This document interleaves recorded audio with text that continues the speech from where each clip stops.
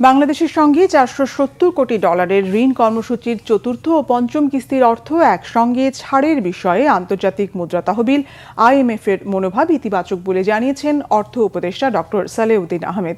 অর্থ উপদেষ্টা বলেন, IMF এর কাছ থেকে 1.2 বিলিয়ন বাজেট সাপোর্ট চেয়েছে বাংলাদেশ, এতেও সম্মতি দিয়েছে সংস্থাটি। সচিবালয়ে ক্রয় সংক্রান্ত মন্ত্রিসভা কমিটির বৈঠক শেষে এই তথ্য জানান তিনি। উপদেষ্টা বলেন, বিশ্বব্যাংক ও IMF এর অর্থ ছাড়াই বাংলাদেশ ভালো চলছে, তাই সব চাপিয়ে দেয়া শর্ত মেনে নিতে হবে এমন নয়।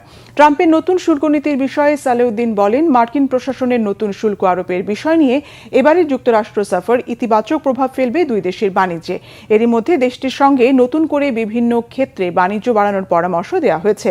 বলেন, এত বড় দেশের সঙ্গে বাণিজ্য নিয়ে তর্কে যাবে না বাংলাদেশ। জানান, 3 মাস পর শুল্ক আরোপের নতুন সিদ্ধান্তে যাবে ট্রাম্প প্রশাসন, সেই অনুযায়ী প্রস্তুতি নিচ্ছে বাংলাদেশ।